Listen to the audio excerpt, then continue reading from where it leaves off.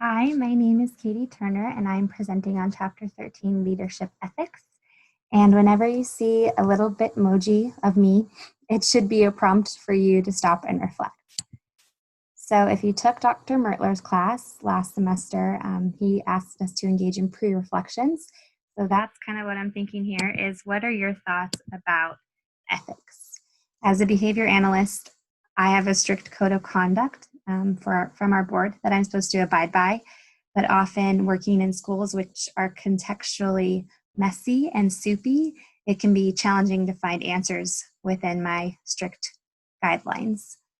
So our book describes ethics as a system of moral principles. As far as a leader, it's the morals and values that guide your decision making. It's derived from the Greek word ethos, which means customs, conduct, and character. This chapter presents two categories of theories for ethics. The first is conduct theory. In behavior analysis, we view the world sometimes as ABCs. So antecedent, what happens before behavior, B, the behavior, and C, the consequence or outcome of the behavior. In ethical leadership theories, the A is rules governing leadership and outcomes of ethical leadership behavior or consequences.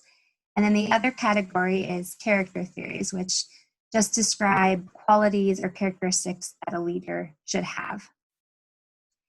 Aristotle described 5 qualities a leader should have, and I believe that within our class, a lot of the concepts and theories that we learn intersect and overlap with each other. So I tried to find some things that we learned about that relate to these qualities. So the first, leader membership exchange theory in relationship to respecting others. We should value and learn from each other, whether or not we're in the role of leader or in the role of team member. Servant leadership seems to jive well with serving others. Authentic leadership with manifesting honesty or being genuine. And if your choice book in our other course is Leadership by Maxwell, then you'll have read about becoming a conductor from being a soloist. So building a community by adding value to others instead of attempting to add value to yourself. And then I was wondering if any of you could think of something that we've already learned that relates to showing justice.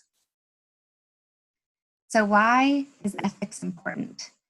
I stole this quote from Spider-Man. So with great power comes great responsibility. When you're in a leadership role, you are given a good deal of power. And if you don't have an ethical root or values or moral values that are guiding you, you can end up making decisions that are self-serving rather than serving others. An example of this is in a recent movie, Bad Education, and this is a spoiler alert if you have not watched it.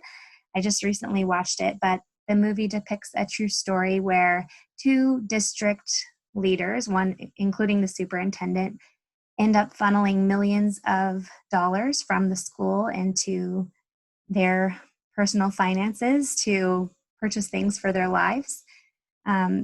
What ended up, they might have had good intentions and might have started out by being motivated to help their learners or their community, but they ended up using that to justify their reasoning. Like, I've done so much for my community or for the learners, I deserve this extra money. So it ended up, because of their lack of values or morals, they ended up making some very poor decisions. I chose case study 2 because it seemed a bit more messy than case study 1, and I think that it's sometimes more fruitful to learn from those gray areas, those gray ethical dilemmas that aren't so black and white.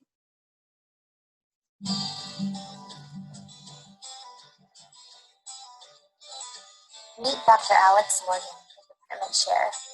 He is reviewing a list of graduating students and is shocked to find a student that he has mentored over the years, namely on the list of students unable to graduate due to failing the class. This is Mimi. She's an international student from Malaysia. She is a first-generation college student. Her family invested everything they had in order to send Mimi to school. Davis Alvarez is the actor's contestant. He is considered an expert in the field. Students rate. Dr. Alex Morgan advised Davis about Mimi's grade. states that Mimi has poor English and writing, uses her phone, and isn't sure how she made it this far in school.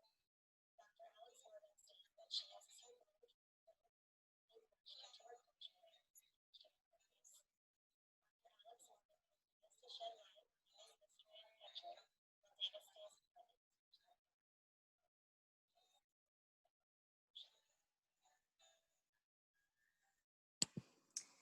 So the first way of kind of dissecting this case study, the chapter presents Kohlberg stages of moral development and asks us how we think about Dr. Alex Morgan's behavior. Which stage do you think that his behavior falls under? I chose between stages 5 and 6 because I think that he's has good intentions. He wants to work with others to do what's best for all of us. And Mimi graduating allows her to take her skills back to Malaysia, which is her intent, and help her community there. And Davis Alvarez, I placed him in 3 and 4, which is he's following the rules that he always abides by, which is I have high expectations for my students and I expect them to meet them regardless of who they are. One of my good friends taught me this phrase, which is pulling the thread. It just means, how can I learn more about the problem, the context, and dig deeper by asking questions? So what are some questions you thought of when you watched this movie or watched the case study or read the chapter? Some things I thought of were, did Davis ever collect formative assessment, or did he just wait until the end to fail Mimi? Was he able to use her needs to make him a better educator? Are there preventative support measures for learners coming from other countries within that college? What is the pass-fail rate for Davis's class? Are the majority of the learners failing, or are there certain groups of people that are failing? How was Mimi's performance in other classes? And could they have come to a compromise instead of leaving it with no resolution? Another way of kind of dissecting this is the golden circle, which prompts us to lead with our why, our values, our ethical values, or a reason for doing what we're doing. And in the field of education, our why is to improve the lives of our learners. And from there is how we build out how might we do that and what does that actually look like, versus moving from what I'm going to do and moving our way in of justifying the reasons for our actions. A great example of this is Dr. Martin Luther King, who didn't say, I have an action plan for that. He said, I have a dream.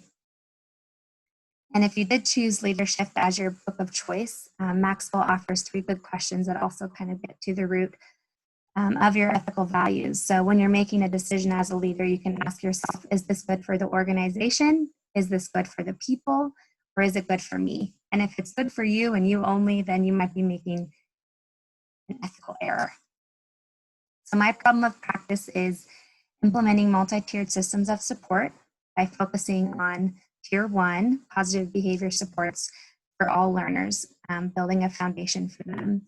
And I think MTSS in itself has a really good why, which is that all learners should be successful. And if they need additional support, they should receive it. And we as educators should match them to the intervention. So I hope to use the why to make gains in my context instead of focusing on the what. And I've also kind of talked about this a little bit, but I've been tasked with creating an action plan for social emotional learning and wellness in the upcoming school year for our entire district.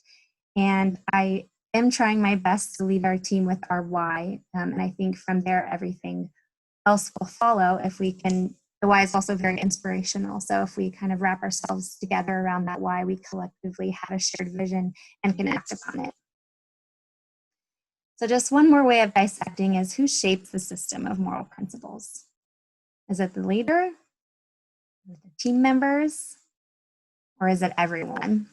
This is just one more example. So recently in the city that I live in, we had a conflict within one of our restaurants where people in the restaurant made racial and homophobic slurs at one of the staff, and both parties ended up engaging in a fist fight.